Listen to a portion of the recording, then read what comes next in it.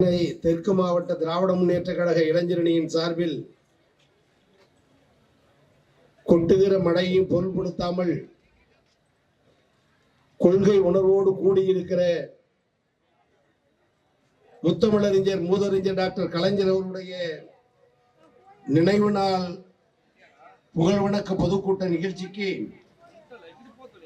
தலைமை ஏற்றிருக்கக்கூடிய நம்முடைய மதிப்பிற்கு மரியாதைக்குரிய மேனாள் சட்டப்பேரவை உறுப்பினர் மாவட்ட இளைஞரணி அமைப்பாளர் அன்பு சகோதரர் பிரபாகர ராஜா அவர்களே, முன்னிலையேற்று பங்கெடுத்திருக்கிற பகுதி கழகத்துடைய செயலாளர்கள், இயக்கத்தின் ஆணி வேர்களாக இருந்து இயக்கத்தை கட்டி காக்கின்ற இன்னொரு அன்பிற்கினிய சகோதரர்கள் அண்ணன் கே கண்ணன் அவர்களே, அண்ணன் மு ராஜா அவர்களே, பாசத்துக்குரிய வாசிகி பாண்டியன் அவர்களே, துரைராஜ் அவர்களே, தங்கராஜன் அவர்களே, முருகேசன் அவர்களே,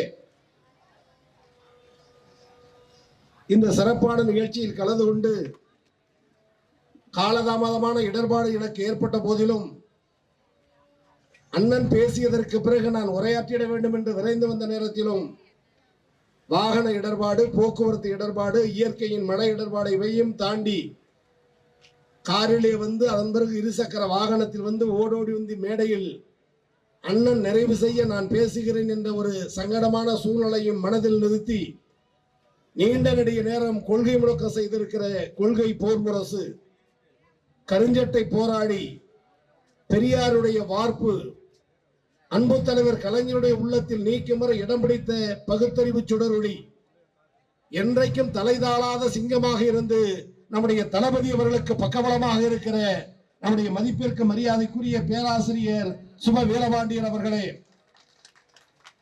இந்த நிகழ்ச்சியிலே நான் கலந்து கொள்வதற்கு காரணமாக இருக்கிற மாவட்ட கழகத்துடைய செயலாளர், மாவட்ட கழகத்தின் மகத்தான செயலாளர், மேனாள் மக்கள் நல்வாழ்வுத்துறை அமைச்சர், மாசில்லா மாணிக்கமாக நமது இயக்கத்திற்கு கிடைத்திருக்கின்ற மாணிக்கம் எனது ஆருயிர் அண்ணன் மாசு அவர்களே, இந்த நிகழ்ச்சியிலே கலந்து கொண்டிருக்கிற அழைப்பதில் இடம்பெற்றிருக்கிற எல்லோருடைய பெயரையும் சொல்ல வேண்டும், விழிக்க வேண்டும் என்ற ஆசை, இயற்கையின் இடர்பாடு நிறைவான நேரத்தில் நிறைவு செய்வதால் இன்னும் இடர்பாடு இல்லாமல் இல்லத்திற்கு செல்லலாம் என்ற மனநிலையில் இந்த அழைப்பதில் இருக்கக்கூடிய எல்லோருடைய பெயரையும் நான் அழைத்ததாக, விழித்ததாக, மதித்ததாக, வணங்கியதாக கருதி ஒரே ஒரு சொற்றொடரில் உங்களுக்கு நான் வணக்கம் சொல்ல வேண்டும். எனால் நினைவு நாள் கொண்டாடுகிற அன்பு தலைவர் கலைஞருடைய ஒற்றை வார்த்தையை, ஒரு வாசகத்தை, ஒரு சொல்லை, ஒரு சொற்றொடரை கடனாக பெற்று, இரவலாக பெற்று, பச்சையாக சொல்லுகிறேன். கலைஞரிடம் நான் பிச்சையாக பெற்று உங்களுக்கு வணக்கம் சொல்ல வேண்டும். எனால் கலைஞரின் உயிருக்கும் மேலான அன்பு உடன்பிறப்புகளே, அனைவருக்கும் வணக்கம். இந்த ஒற்றை வார்த்தையில் 60 ஆண்டு காலத்திற்கு மேலாக தமிழ் சமுதாயத்தை தன் சுட்டு விரலில் வைத்து அரசியல் செய்கிற சக்தியை பெற்ற மாபெரும் தலைவர், நினைவில் வாழுகிற அன்பு தலைவர் டாக்டர் கலைஞர் அவர்கள்.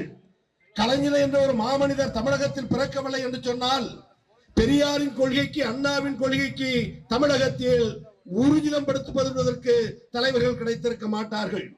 இன்னும் தெளிவாக சொல்ல வேண்டும் என்றால், 1000 மேடைகள் உண்டு, 1000 மக்கள் உண்டு, 1000 தலைவர்கள் உண்டு, 1000 ஒளிபெருக்கிகள் உண்டு, இன்னும் கோடானு கோடி மாநாடுகள் உண்டு. நான் அறிந்தவரை, தெரிந்தவரை, பார்த்தவரை, படித்தவரை, உலக வரலாற்றில் உடன்பிறப்பே என்று ஒற்றை சொல்லுக்கு கோடிக்கணக்கானவர்களுடன் கரவொலி பெற்ற ஒரே தலைவர் காவிய தலைவர் டாக்டர் கலைஞர் அவர்கள். இன்னைக்கு அவர் இல்லை என்ற நிலையும் நதியில் இல்லை. பெரியாராய், அண்ணாவாய், கலைஞராய் வாழுகிற தலைவர், கழகத்தை கட்டி காக்கின்ற மாபெரும் தலைவர் ஆருயிர் அண்ணன் தளபதி அவர்கள். இன்னைக்கு கலைஞருடைய நினைவு இல்லாத மனிதர்கள் தமிழகத்தில் இல்லை. நான் பல நிகழ்ச்சிகளில் சொல்லுவதுண்டு, திராவிட முன்னேற்ற கழகத்திற்கு விருகம்பாக்கத்திற்கும் இருக்கிற தொடர்பு, விருகம்பாக்கத்திற்கும் தமிழ் மொழி உணர்வுக்கும் இருக்கிற தொடர்பு, இப்படி தமிழாய் இயக்கமாய் சென்னையில் கோட்டையாக இருக்கிற ஒரு பகுதி இந்த விருகம்பாக்கம் பகுதி என்பதை என்றைக்கும் நான் மறந்திட மாட்டேன். சட்டக்கல்லூரி மாணவராக பலமுறை இந்த பகுதியில் பேசியவன், அதன் பிறகு சட்டப்பேரவை உறுப்பினராக, அதன் பிறகு அரசு கொறடாவாக, அதன் பிறகு அமைச்சராக, இன்றைக்கு மீண்டும் சட்டப்பேரவை உறுப்பினராக நான் எந்த நிலையில் இருந்தாலும் கழகத்தோடு கலந்து பேசுகின்ற வாய்ப்பை தொடர்ந்து எனக்கு வழங்கி வருபவர் ஆருயிர் அண்ணன் மாசு அவர்களுக்கு மனதார நன்றியை, பாராட்டுகளை, வாழ்த்துக்களை தெரிவிக்க கடமைப்பட்டிருக்கிறேன். ஒப்பற்ற தலைவருடைய, கலைஞருடைய நினைவு வெளிப்படையாக சொல்ல வேண்டுமேனால், காலை கண் விழித்ததிலிருந்து இரவு தூங்கும் நேரம் வரை 7 மணியிலிருந்து இரவு 10 மணி வரை எடுத்துக்கொண்டால் கூட தூங்குகிற நேரம் வரை விழித்திருக்கிற எந்த ஒரு தமிழனும், எந்த ஒரு தமிழ்நாட்டுக்காரனும் விழித்திருக்கிற நேரத்தில் ஒரு முறையாவது கலைஞரை சிந்திக்காத ஒரு தமிழன் தமிழகத்தில் இன்றைக்கு இல்லை. அறுதியிட்டு சொல்லுவேன், கலைஞர் நினைப்பு இல்லை என்று சொல்லுகிற தமிழன் இல்லை. ஒருவேளை யாராவது கலைஞரின் நினைப்பு எனக்கு வரவில்லை என்று சொன்னால் அவன் தமிழனே இல்லை என்று அறுதியிட்டு சொல்லுகிற உரிமை நமக்கு உண்டு. அதற்கு காரணம் தமிழாய் வாழ்ந்த தலைவர், அன்பு தலைவர் கலைஞர் அவர்கள். பேராசிரியர் அமர்ந்திருக்கிறார். எத்தனையோ போராட்டங்களில் களங்கண்டவர், பொடாவை தொலைகொண்டவர், கலைஞருடைய அன்பை பெற்றவர். இன்னைக்கும் பேராசிரியர் மீது திராவிட முன்னேற்ற கழக தொண்டனுக்கு இருக்கிற பாசம், அன்பு, விசுவாசம், மரியாதை, நன்றி எனும் என்று சொன்னால், பொடா கொட்டடையில் கிடந்த பல தலைவர்களை, ஈழ விடுதலைக்கு போராடிய தலைவர்களை அன்பு தலைவர் கலைஞர் சட்ட போராட்டம் நடத்தி மீட்டு தந்தார். யார் யார் பொடாவில் இருந்தார்கள், யார் யார் விடுதலைக்கு வந்தார்கள் என்று எல்லோருக்கும் தெரியும். அப்படி விடுதலை செய்யப்பட்ட தலைவர்கள் வெளியே வந்த பிறகு கலைஞருடைய உதவியை, கலைஞருடைய நட்பை, கலைஞருடைய சட்ட போராட்டத்தை மறந்துவிட்டு எதிராக துரோகமாக செயல்பட்ட பல தலைவர்கள் உண்டு. யாரையும் கொச்சைப்படுத்த விரும்பவில்லை. ஆனால் உள்ளே இருந்த அந்த சிறை தலைவர்களில் இன்றைக்கும் கழகத்தின் மீதும், கலைஞர் மீதும், அண்ணன் தளபதி மீதும் மாறாத பற்றுடைய ஒரு தலைவர் உண்டு என்றால் பேராசிரியர் ஐயா சுபவீரபாண்டியன் என்ற நன்றி உணர்வு எனக்கும், அண்ணன் மாசுவுக்கும், அண்ணன் பிரபாகரனுக்கும், அண்ணன் கண்ணனுக்கும், அண்ணன் ராஜாவுக்கும், அண்ணன் முத்துமாணிக்கத்திற்கும் இருக்கிற காரணத்தால் தான் எங்கள் அண்ணனே கருப்பு சிவப்பு கொடி எங்கே பறந்தாலும் உன் குரல் தமிழகம் முழுவதும் எதிரொலிக்கும். காத்திருக்கிறோம், நாடு எதிர்பார்க்கிறது. நேற்றைய தினம் கூட சட்டப்பேரவையில் ஒரு தனி தீர்மானம், பத்திரிகை தொலைக்காட்சி பார்த்தவர்களுக்கு தெரியும். தனி தீர்மானத்தினுடைய அர்த்தம், தமிழ் தாய் வாழ்த்து பாடலை கட்டாயம் தமிழகத்தில் முதலில் பாட வேண்டும். அந்த தீர்மானத்தை ஆதரித்து திராவிட முன்னேற்ற கழகத்தின் சார்பில் கருத்துரை எழுத்து வழங்குவதற்கு சட்டப்பேரவையில் திராவிட முன்னேற்ற கழகத்தில் 70க்கு மேற்பட்ட உதயசூரியன் சின்னத்தில் வெற்றி பெற்ற சட்டமன்ற உறுப்பினர்கள் இருந்தாலும் அன்பு தலைவர், ஆருயிர் தலைவர், அன்பு அண்ணன் தளபதி அவர்கள் அந்த தீர்மானத்தை ஆதரித்து வரவேற்று பேசுகிற பேச்சை இந்த எளிய தொண்டன் கோவி செலியனுக்கு சட்டப்பேரவை வழங்கினார். நான் என்ன மிட்டாம்பி ராசா, கோடீஸ்வரனா, லட்சாதிபதியா, பஸ் முதலாளி விட்டு பிள்ளையா? இல்லையே, கருப்பு சிவப்பு கொடி பிடித்த கழக தொண்டன் முன்னால் 35 ஆண்டுகளுக்கு மேலாக வாழ்க கலைஞர் என்று உறக்க குரல் எழுப்புகிற ஒரு அடிமட்ட தொண்டனுக்கு சட்டப்பேரவையில் தலைவர் தந்த அதிகாரம் இன்றைக்கு நினைத்து பார்க்கிறேன், பெருமையோடு நினைத்து பார்க்கிறேன். தாய்மொழிக்கு கலைஞரை போல் போரிட்டு பாரிடுபட்டது யார்? தமிழ் தாய் வாழ்த்து பாடலை முதலில் மனோன் மணியம் சுந்தரனார் பிள்ளை எழுதிய பாடலை தமிழ் தாய் வாழ்த்து பாடல் என்று அறிவித்த தலைவர், தங்க தலைவர் டாக்டர் கலைஞர் என்ற கம்பீர தலைவர். அதற்கு முன்னால் மேற்கிந்திய இசை ஒழிக்கும், வடக்கிந்திய இசை ஒழிக்கும், கர்நாடக கீர்த்தனை பாடும், என்ன மொழி, என்ன ராகம், என்ன இசை என்று தெரியாத அரசு விழாக்களில் கலைஞர் சிந்தித்தார். கரந்தையில் இருக்கக்கூடிய தமிழ்ச்சங்கம், கரந்தை தமிழ்ச்சங்கம் 1917 கொண்டு வந்த தீர்மானத்தை தொடர்ந்து வலியுறுத்தி 67 அண்ணா ஆட்சி பொறுப்பேற்று 69 அண்ணா மறைந்த பிறகு 70ஆம் ஆண்டு கரந்தை தமிழ்ச்சங்கத்தில் இருக்கிற தமிழறிஞர்களுடைய கோரிக்கையை ஏற்றும் தமிழ் உணர்வாலும் அண்ணா இல்லை என்றாலும் அண்ணாவின் உள்ளத்தை என்றைக்கு வைத்திருக்கிற அன்பு தலைவர் கொண்டு வந்த பாடல் மனோன்மணியம் சுந்தரனார் பிள்ளை எழுதிய நீராறு கடலுடுத்த என்ற தமிழ் தாய் வாழ்த்து பாடல். இன்னைக்கு தீர்மானத்தை கொண்டு வந்திருக்கிறார்களே, அரசியல் பின்புலம் தெரியாதவர்கள், தாய்மொழி பற்றி என்னவென்று அறியாதவர்கள், சினிமா கூட்டங்களில் அரசியலை வளர்த்து இன்றைக்கு ஆட்சி பீடத்தில் அந்த சினிமா கூட்டத்திற்கு தமிழ் தாய் வாழ்த்து பாடலுடைய ஒரிஜினாலிட்டி என்னவென்று புரியாது.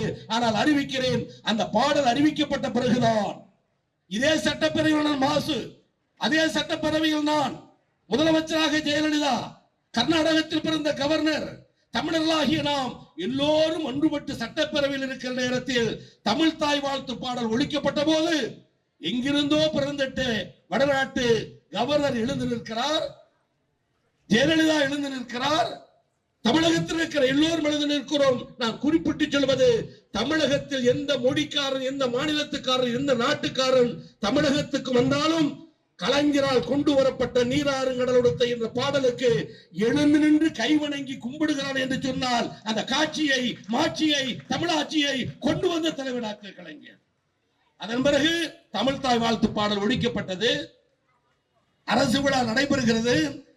காஞ்சிபுரத்து காஞ்சி சங்கராச்சாரியார் சின்னவர் மௌனம் என்ற பெயரில் உட்கார்ந்து இருக்கிறார். எல்லோரும் எழுந்து நிற்கிறார்கள். தொலைக்காட்சி பார்த்திருப்பீர்கள், பத்திரிகை பார்த்திருப்பீர்கள். தமிழ் தாய் வாழ்த்து பாடும் பொழுது காஞ்சி சின்ன சங்கராச்சாரியார் உட்கார்ந்து இருக்கிறாரே, நியாயமா என்று எல்லோரும் விமர்சனம் செய்தார்கள். மறுநாள் சொன்னார், நான் மௌன தியாகனத்தில் தியானத்தில் இருந்தேன், என் காதில் அந்த பாடல் ஒளி கேட்கவில்லை. எப்பேற்பட்ட அதர்மமான பதில், எப்பேற்பட்ட ஆணவமான பதில்! முதலமைச்சர் தளபதி உடனே சொன்னார், இனிமேல் அரசு விழாக்களில் தமிழ்தாய் வாழ்த்து பாடல் பாடும்போது எல்லோரும் கட்டாயம் எழுந்து நின்று அதை வணங்க வேண்டும் என்று கட்டாய தமிழ்தாய் வாழ்த்து பாடலை சட்டமாக்கிய தலைவர் ஆரோக்கியன் தளபதி. நான் பணிவோடு கேட்கிறேன், இன்னைக்கு முதலில் பாட வேண்டும், இரண்டாவது பாட வேண்டும், மூன்றாவது பாட வேண்டும் என்று பிரச்சனை வந்த பிறகு முதலில் பாட வேண்டும் என்று சட்ட தீர்மானத்தை கொண்டு வந்திருக்கிற தாவேக அரசுக்கு, விஜய் அரசுக்கு பணிவோடு கேட்கிறேன், சட்டப்பேரவையில் தமிழ்தாய் வாழ்த்து பாடலை கொண்டு வந்த கலைஞருக்கு ஒரு வார்த்தை உங்கள் அரசு நன்றி சொன்னதா? கட்டாயம் பாட வேண்டும் என்று சட்டப்பேரவையில் சட்ட தீர்மானம் கொண்டு வந்தாரே அண்ணன் தளபதி, ஒரு வார்த்தை நன்றி சொன்னதா? நீயோ தமிழ்தாய் வாழ்த்து பாடலை கண்டதை போல, அதை கொண்டு வந்ததை போல, அது சட்டமாக்கியதை போல எல்லோரும் கண்டித்ததற்கு பிறகு நாட்டுப்பண், தேசிய கீதம், மூன்றாவது இடத்தில் தமிழ்தாய் வாழ்த்து பாடல் என்று நெல்லை மனோன்மணியம் சுந்தரனார் பல்கலைக்கழகம் கோவிசலியின் இட்டுக்கட்டி பேசி பழக்கம் இல்லை. எந்த மனோன்மணியம் சுந்தரனார் பிள்ளை நீராறு கடலொடுத்த என்ற பாடலை எழுதி இந்த தமிழ் உலகத்திற்கு தந்தாரோ, அதே பல்கலைக்கழகத்தில், மனோன்மணியம் சுந்தரனார் பல்கலைக்கழகத்தில் தமிழ்தாய் வாழ்த்து 3ஆம் இடம் என்று சொன்னால் கொதித்து எழுந்து போராடி கண்டனம் தெரிவித்த முதல் தலைவர் தளபதி அண்ணன் மு.க. ஸ்டாலின் அவர்கள் தமிழர்களுக்கு கிடைத்த அவமானம். எனவே இந்த ஆட்சி அல்ல, அதிகாரமும் அக்கரமும் அதிக நிறைந்த ஆட்சி. ஆர்ப்பாட்டம் செய்கிறார்கள், செய்யவில்லை. சட்டப்பேரவையில் கேட்கிறார், எங்கே உங்களது அப்பாவை காணவில்லை என்று நான் பணிவோடு கேட்கிறேன்.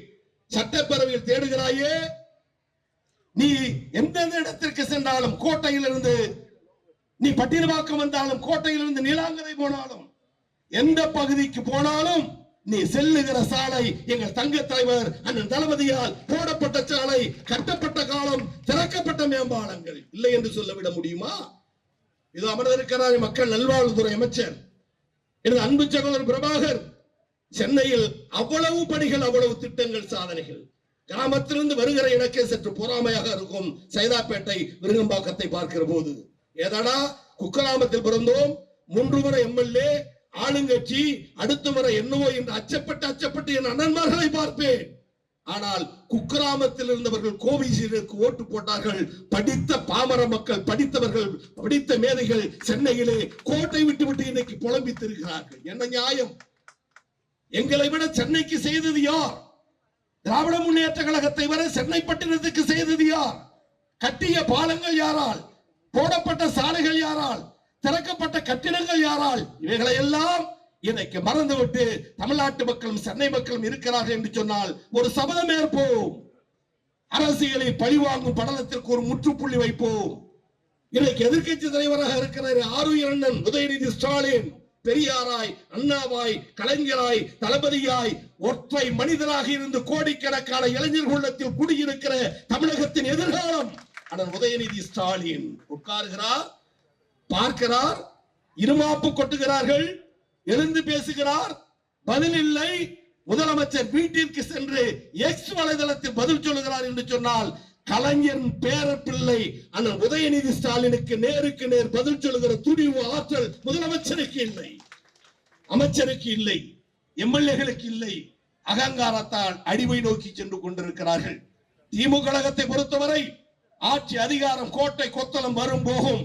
அண்ணா சொன்னதை போல லட்சியம் என்பது எங்கள் இடுப்பில் இருக்கிற வேட்டி, பதவி என்பது என் தோளில் போடுகிற துண்டு.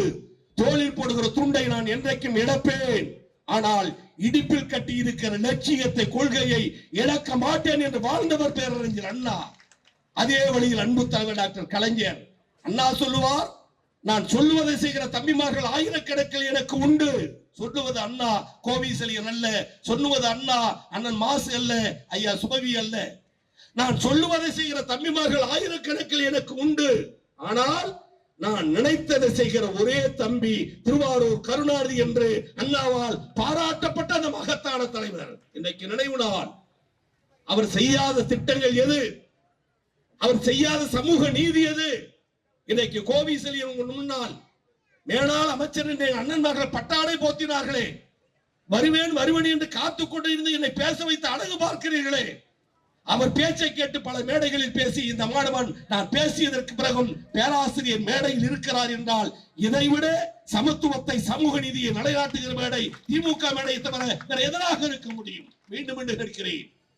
2011 திருவிடைமருது தொகுதியில் நின்று வென்றேன். முதல் முறை சட்டமன்ற உறுப்பினர் எதிர்கட்சி. 2016 இரண்டாவது முறை வென்றேன் எதிர்கட்சி சட்டமன்ற உறுப்பினர் திமுக கழகத்தின் சார்பில். மூன்றாவது முறை 2021 தேர்தலில் நின்றோம். அண்ணன் மாஸ் அவர்களோடு, சகோதரர் பிரபாகராஜோடு நானும் வென்றேன். மூன்றாவது முறை திருவிடைமருது தொகுதி சட்டமன்ற உறுப்பினர் ஒரே தொகுதியில். தஞ்சை மாவட்டத்திற்கு, டெல்டா மாவட்டத்திற்கு அமைச்சர் பொறுப்பு வரும் என்று காத்தோம். நானே டெல்டா காரன் என்றது அந்த தஞ்சை மாவட்டத்தினுடைய தலைவராக எங்க தங்க தலைவர் வழங்கினார். மூன்றாவது முறை தேர்ந்தெடுக்கப்பட்ட கோவிசெலியன் ஏழை தொண்டனுக்கு அன்பு தலைவர் அண்ணன் தளபதி தமிழக அரசின் தலைமை கொறடா என்ற அங்கீகாரத்தை வழங்கினார். இன்றைக்கு நினைத்து பார்க்கிறேன். நான் சுய விளம்பரத்துக்காக சொல்லவில்லை, சுக முகவரி வெளிச்சத்துக்காக சொல்லவில்லை. அன்றைக்கு பொறுப்பு வழங்கப்பட்ட ஒரு 4 மணி அளவில் அண்ணன் தளபதியை சந்தித்து விட்டு நாங்கள் தங்கியிருந்த ஓய்விடத்திற்கு வருகிறோம். 5 மணிக்கு தந்தி தொலைக்காட்சியிலிருந்து என்னை அழைக்கிறார்கள். இன்னைக்கு விவாத மேடை, கோட்டையில் மு.க. ஸ்டாலின் என்ற தலைப்பு, வர இயலுமா என்று அழைத்தார்கள். நான் எங்கள் மாவட்ட ஒன்றிய செயலரோடு ஊருக்கு புறப்பட்டு சென்று கொண்டிருக்கிறேன். இயலாத காரியம் என்று சற்று தவிர்த்தேன். உண்மை அதுதான். 6:30 மணி இருக்கும். கலைஞர் தொலைக்காட்சியிலிருந்து அழைப்பு. கலைஞர் டிவியில் இன்றைக்கு நீங்கள் 8 மணிக்கு பேச வேண்டும், கோட்டையில் தளபதி மு.க. ஸ்டாலின் என்ற அழைப்பு. தந்தி டிவியை தடுத்த நான் கலைஞர் டிவி என்று சொன்னால் தடுக்க முடியுமா? வருகிறேன் என்று சொன்னேன், அமர்ந்தேன். 8 மணிக்கு பேசுகிறோம். நாஞ்சில் சம்பத், விழுப்புரம் தொகுதி எம்பி ரவிக்குமார் 3 பேரும் தான் இன்றைக்கு கலைஞர் டிவியில் பேசுகிறோம். 8:20 இருக்கும். தொகுப்பாளர் எதிரே இருக்கிற சரவணன், ஐயா ஒரு பிரேக்குன்னார். பிரேக்கிங் நியூஸ்னா தான் இப்ப கண்ணாபுண்ணான்னு வருதுன்னு நானும் நினைச்சிட்டு சரிங்க ஆடணும். நான் எந்த நாற்காலியில் உட்கார்ந்து கலைஞர் டிவியில் பேசினேனோ அதே படத்தை அப்படியே வைத்து 8:20க்கு தமிழக அரசின் தலைமை கொறடா முனைவர் கோவிசெலியன் என்று அறிவித்த ஒப்பற்ற தலைவர் எங்கள் ஆளுநர். வேலை செய்யும் அவனுக்கு கூலியே கூடி என்பார்களே. ஆட்சியை, அதிகாரத்தை, கொள்கையை தொலைக்காட்சியில் முழங்குகிறேன், விவாதம் செய்கிறேன். என் தலைவர் 8:20க்கு அறிவித்தார். 9 மணிக்கு தொலைக்காட்சியுடைய பதிவு முடிந்த பிறகு 9:05க்கு போட்டேன். தலைவரே உங்களை பார்க்க நன்றி சொல்ல வர, நல்ல பரவாயில்ல, காலை 10 மணிக்கு ஒண்ணா. இது 2021 துவக்கம். 3.5 ஆண்டுகள் முடிந்தது. அமைச்சரவையில் மாற்றம் என்ற செய்தி வந்தது போனது, வந்தது போனது. அண்ணன் நிலையாக இருந்தார். மக்கள் நல்வாழ்வுத்துறை அமைச்சராக. இன்றைக்கும் சொல்லுகிறேன், ஆயிரக்கணக்கான லட்சக்கணக்கான மக்கள் கொரோனா தொற்றிலிருந்து தப்பித்து இன்றைக்கு உயிர் வாழுகிறார்கள் என்று சொன்னால் 2 தெய்வங்களுக்கு என்று சொல்ல வேண்டும். ஒன்று அண்ணன் தளபதி, மற்றும் ஒருவர் அந்த துறையின் அமைச்சர் மாசிலா மாணிக்கம். அண்ணன் மாசி என்பதற்கு பலத்த கரவணை அளிப்பு நன்றி சொல்ல வேண்டியது நமது தலைவர்களுக்கு நாம் செய்கிற கடமை. காலம் ஓடியது. காஞ்சிபுரத்தில் பாராளுமன்ற தேர்தலுடைய நன்றி அறிவிப்பு கூட்டம் முடிந்து நானும் துணை சபாநாயகர் மாசுவும் காஞ்சிபுரத்திலிருந்து சென்னை திரும்புகிறோம். 8:30 மணி 9 மணி இருக்கும். காரில் ஏறி உட்கார்ந்தவுடன் breaking news. Pichandi PA. Prem அமைச்சரவை மாற்றம் செய்தி. 4 அமைச்சர்கள் பதவி ஏற்கிறார்கள் செய்தி. முதல் செய்தி, செந்தில் பாலாஜி அமைச்சராகிறார். 2வது ஆவடி நாசர் அமைச்சராகிறார். 3வது சேலம் ராஜேந்திரன் அமைச்சராகிறார். Breaking news. 4வது என்று பதற்றத்தோடு நானும் அண்ணன் துணை சபாநாயகர் பிச்சாண்டியும் காதில் வந்த பொழுது எங்கள் காதில் விழுந்த வார்த்தை, முனைவர் கோவிசெலியன் 4வதாக அமைச்சராகிறார். ஒரு தொண்டனுடைய மனநிலை நினைத்து பாருங்கள். என்னையும் அறியாமல் கண்கள் கலங்குகிறது, தொண்டை அடைக்கிறது. எதுவும் எதிர்பாராமல் அந்த இயக்கத்திற்கு உழைக்க சட்டக்கல்லூரி மாணவனாக வந்த பொழுது இதே ராணிப்பேட்டை இடைத்தேர்தல் அண்ணன்களுக்கு நினைவிருக்கும். சைதாப்பேட்டை அண்ணனோடு அதிகம் தங்கியவன் நான். எதையும் எதிர்பார்க்காமல் இயக்கத்துக்கு வந்த நான். இதை கொடுங்கள் என்று கேட்டு பழக்கப்படாதவன் நான். அமைச்சர் என்ற பொறுப்பு அறிவிக்கப்பட்ட அடுத்த 2வது நிமிடம் அண்ணன் பிச்சாண்டி அவர்கள் கையை பிடித்து இது தளபதியின் கால், அண்ணன் உதயநிதியின் கைகள் என்று நன்றி சொல்லிவிட்டு காத்திருந்தேன். அடுத்து இலாக்கா அறிவித்தார்கள். செந்தில் பாலாஜி மீண்டும் மதுவிலக்கு ஆயத்தீர்வை. ஆவடி நாசர் சிறுபான்மை மற்றும் நலத்துறை, தமிழர் நலத்துறை, உலகவாழ் தமிழர் நலத்துறை, நம்முடைய அருமை அண்ணன் சேலம் ராஜேந்திரன் சுற்றுலாத்துறை. 4வதாக நான் எதிர்பார்த்த ஏதோ ஒரு துறை என்று ஆனால் அறிவித்தார்கள். உயர்கல்வித்துறை அமைச்சராக நான் மீண்டும் மீண்டும் சொல்லுகிறேன், ஒரு ஓலை குடிசையில் பிறந்த ஏழை தொண்டை இந்த கோவி செலியன். லட்சங்கள் எனது வாழ்க்கையில் வரவு செலவு கிடையாது. கற்றலும் கற்பித்தலும் அவன் தொழில். எவன் தொழில்? அவன் தொழில். ஐயர், ஐயங்கார், சர்மா, சாஸ்திரி. கற்றலும் கற்பித்தலும் அவன் தொழில். ஒருவேளை கற்றல் ஓசை ஆனா ஆவண ABCD 1 2 3 எண்ணும் எழுத்தும் கண்ணெழுத்தகும். அந்த எழுத்தும் எண்ணும் ABCDயும் ஒரு தாழ்த்தப்பட்டவன் காதிலே பட்டு விட்டால் காதில் ஈயத்தை காய்ச்சி ஊத்த வேண்டும் என்று மனு தர்மம் எழுதிய இந்த நாட்டில் 60-70 ஆண்டுகளுக்கு முன்னால் மனுஸ்மிருதி சொன்ன இந்த நாட்டில் தந்தை பெரியாரின் புரட்சிக்கு பிறகு, அண்ணாவின் உழைப்புக்கு பிறகு, கலைஞருடைய தியாகத்துக்கு பிறகு ஆனால் அம்பேத்கர் எழுதி தந்த சட்டத்தின் அடிப்படையில் இன்றைக்கு யார் காதில் ஈயத்தை காய்ச்சி ஊத்த வேண்டும் என்று சொன்னார்களோ அந்த சமுதாயத்தில் பிறந்த கோவி செலியன் பள்ளி பக்கம் செல்லக்கூடாது என்ற கோவி செலியன் உயர்கல்வித்துறை அமைச்சர் என்று சொன்னால் நான் பாதம் பணிந்து கேட்கிறேன். எங்கள் மக்களே, என் சகோதரிகளே, உலகத்தில் சமூக நீதியை பேசுகிற 1000 தலைவர்கள் உண்டு.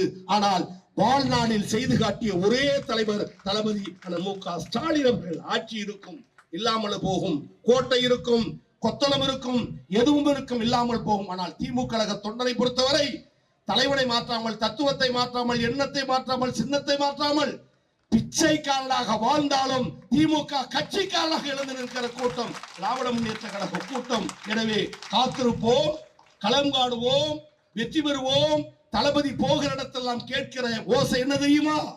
மீண்டும் வருவோம், மீண்டும் வருவோம், மீண்டும் வருவோம், மீண்டும் வருவோம் என்ற ஓசை தமிழகம் முழுவதும் ஒலிக்கட்டும். அது பாராளுமன்ற தேர்தலாக இருந்தாலும் சரி, பாராளுமன்றத்தோடு சட்டமன்ற தேர்தல் ஒன்றாக வந்தாலும் சரி, அது உள்ளாட்சி தேர்தலாக இருந்தாலும் சரி, இனி வரும் காலங்களில் தமிழ்நாடு முழுவதும் உதிக்கட்டும், உதிக்கட்டும், உதிக்கட்டும், உதய சூரியன் சின்னம் உதிக்கட்டும் என சொல்லி கலைஞரை நினைத்து பார்த்து அவர் வழியில் வாழுகிற தளபதியை அண்ணன் உதயநிதி அவர்களை தலைமையில் கழகம் காப்போம், அண்ணன் மாசு வழி நடப்போம் என சொல்லி பேராசிரியருக்கு ஏற்பட்ட இடர்பாடுக்கு வருத்தத்தையும் தெரிவித்து கலைஞருக்கு புகழஞ்சலி செலுத்திய உரையை நிறைவு செய்கிறேன். நன்றி, வணக்கம்.